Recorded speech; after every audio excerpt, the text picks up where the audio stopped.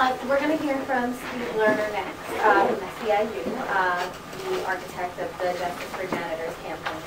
Currently, he's working on partnering with unions and groups in Europe and South America to build a campaign to hold financial institutions accountable in the global economy. It's hard for me to think about any part of organizing without saying what just happened to this economic crisis and what it means. And essentially, forgetting all the rhetoric, and this is a different panel, so I won't do it here, but in the end, the guys that destroyed the economy, took us to the end of a depression, edge of a depression, have used the crisis they created as a justification to now eliminate unions and eliminate public workers and eliminate everything. It's sort of a wonderful, if you want to about audacity, a wonderful twist of history that they crashed the economy and then they say, well, the economy's in such shit, we have to eliminate everything because there's no money, except we have all the money. Now, the reason I think that ties to this discussion is because I don't know how to have a discussion about labor and community if we don't first say, what is it we need to do at this time in history? What is a strategy that gives us some chance of winning? Because I spent my lifetime as a union organizer, Justice for Janitors, a lot of things, but it seems we're at a moment where the world's either going to get much, much worse or much, much better. And what I want to do is just throw out a couple big, I don't know if they're big ideas, but broad ideas of how to think about this, which is unions are almost dead. We cannot survive doing what we do. But the simple fact of the matter is community organizations are almost dead also. And I think if you think about what we need to do, it may give us some direction, which is essentially what the folks that are in charge, the big banks and everything, what they want is stability, right? Every time you read an article, did you hear that horrible thing in Japan when Kudlow said, the tsunami's really bad, but the markets are stable? No, this is not like a Marxist caricature of him. This is what he said. And so every time there's a crisis in the world, and I know a lot of people have written about it, they say, well, the markets are stable. So as I've thought about it more and more is that we're in this crazy position where the more the economy is stable, the better they do, but what's changed in America is the economy doing well has nothing to do with the rest of us doing well. You know what I'm saying here? Like, it used to be you needed a middle class or a healthy working class for rich people to get richer. They figured out that they don't need us to be rich. They can do very well in global markets without us. And so what does this have to do with community and labor organizing? It seems to me that we're in a moment where we need to figure out in a much more direct action and much more concrete way how we really are trying to disrupt and create uncertainty for capital, for how corporations operate. And it may sound like that's a crazy thing, at a moment of weakness we can do it, but the thing about a boom and bust economy is it's actually incredibly fragile because it's not based on real wealth. It's based on gambling and all of that. And so there are actually extraordinary things that we could do right now that would start to destabilize the folks that are in power and start to rebuild their movement. And for example, 10% of homeowners, going back to where you started, who are a quarter of all people who own a home are underwater, right? Their home is worth, they're paying more for it than it's worth. 10% of those people are now in strategic default, meaning they're refusing to pay, but they're staying in their home.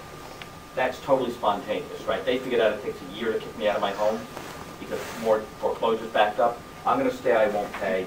It's just what business does. It's a good business decision. If you could double that number, you would put banks on the edge of insolvency again. Students have $1 trillion in debt. Our city, New York City, I see you have students over there, right? We have this dynamic where you're cutting you're cutting funding for education, students are in debt, and there are no jobs. It's a pretty good triangle. You're screwed. Sorry about that. Yeah. We have an entire economy that's built on debt and banks, and so the question would be, what would happen if we could organize homeowners en masse to do a mortgage structure? To say, if we get 500,000 people to agree, we'll agree we won't pay our mortgages.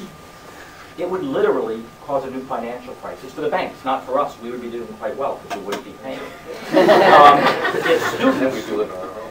Yeah, well, actually, the only people who are doing this successfully are rich people. This is an extraordinary thing about our economy, is that rich people have figured this out. So they have $1 million home, that they bought it for $2 million, it's worth $1 million.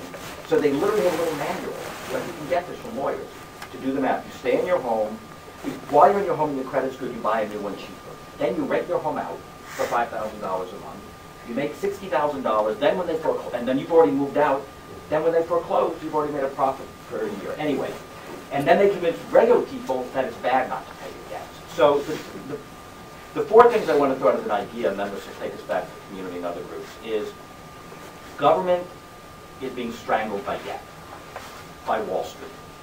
And in fact, what's happened is Wall Street, when the crash happened, got to renegotiate all its debt, but it's holding the rest of us into our same debt. So there's hundreds of billions of dollars in debt that government has to banks that, without getting technical, is basically excess interest rates, meaning the banks, because they get money from the federal government for free, you know that the banks get money from the government for free, then they loan it out. This is a very good business model. If any of you ever want to get rich, what you do is you get somebody to give you money for free, and then you loan it to somebody, and then you say, I need a bonus because I'm a brilliant business person. Do you want to try this again? Who here could make money if I gave money for free and then you loaned it for 3% to somebody else? You would be very wealthy. But what I'm getting at is there's four things we could do that could really upset Wall Street.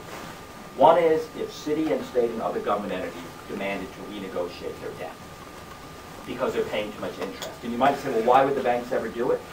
Because cities and counties could say, we won't do business in the future with you if you don't renegotiate the debt now, meaning about a third of bank profits generate from dealing with cities and states. So we could leverage the power we have of government to say, we won't do business with you, JP Morgan Chase, anymore, unless you do two things.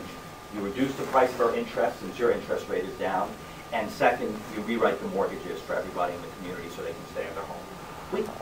We can make them do that. The second thing is there's a whole question in Europe now about austerity and students raising the question of a debt strike. What would happen if students said, we're not going to pay? It's $1 trillion. Think about the Republicans screaming about debt, $1 trillion in student debt. There's a third thing that we could think about. What if public employee unions, instead of just being on the defensive, put on the collective bargaining table, when they negotiate, they said, we demand as a condition of negotiation that the government renegotiate. We believe in good financial management.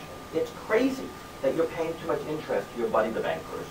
It's a strike issue for us. We will strike unless you force the banks to relieve the debt of the city. I'm not going to go through all the detail except to say there's extraordinary things we do, and then if you add on top of that, if we really thought about moving to the kind of disruption in Madison, but moving that to Wall Street and moving that to other cities around the country where we basically said, you stole $17 trillion, you've impoverished us, and we're going to make it impossible for you to operate. So it's a lot of, that may all sound crazy and impossible. Maybe it is, maybe it isn't, but it leads us back to the panel's subject, which is labor can't do this. Unions can't lead this because at our moment of weakness, it's too hard for us to take that kind of risk. That unions are going to want to defend their pension plan. None of this is wrong. Members of pension plans, we have to negotiate contracts, we've got 1 million liabilities. So the question is, at different times of history, labor could lead this kind of battle when it was stronger. But we can't lead it right now. So if labor can't lead it, we're a critical part of it. We do have money, we have millions of members who are furious, but I don't think this kind of movement can happen unless actually community groups and other actors take the lead. And that's a big reversal of how a lot of these coalition things have been thought about. It's sort of unions helping community groups, or community groups helping us narrowly. And if we really believe that we're in a transformative stage of what's happening in capitalism, and we either need to confront it in a serious way and develop a real ability to put a boot in the wheel, then I think we have to think not about labor community alliances.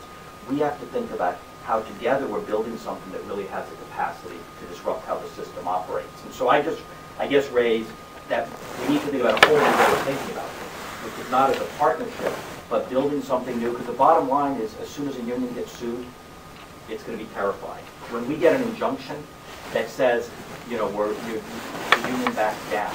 So we need to build a movement based on we know the repression we're going to face. And I think the only way we can do that is to think much more creatively. And the key thing I sort of throw out is we have to say, what does the other side fear most? They fear disruption. They fear uncertainty. Every article about Europe says they rioted in Greece, the markets went down. The folks that control this country care about one thing: how the stock market does, how the bond market does, and what the bonuses is. So I think we need to have a very simple strategy. How do we bring down the stock market? How do we bring down their bonuses? How do we interfere with their ability to be rich? And if we don't do, and that means you have to politically isolate them, economically isolate them, and disrupt them. So it's not all theory, I'll do a pitch. So a bunch of us around the country think about who would be a really good company to hate. We decided that would be JP Chase, based here in New York. And so we're going to roll out over the next couple months what will hopefully be an exciting campaign about JP Chase that is really about challenge the power of Wall Street. And so what we're looking at is in the first week of May, can we get enough people together, we're starting now, to really have a week of action in New York with the goal of voting.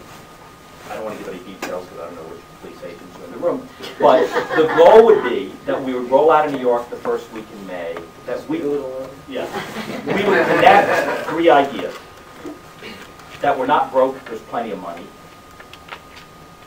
They have the money, we need to get it back.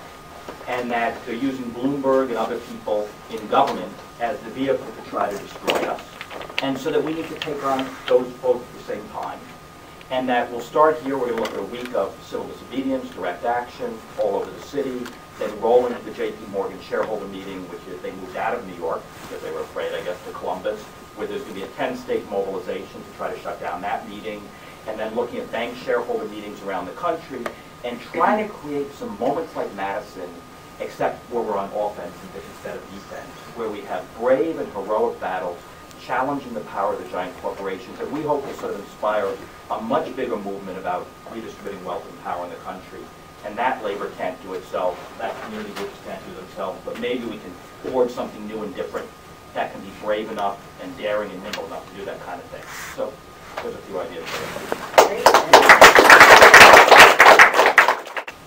You're talking about why unions are so invested because of their pension plans and why ungovernability, as Francis Fox Pittman and Cloward taught us, you know, poor people's movements are successful when they create conditions of ungovernability, and then you win victories.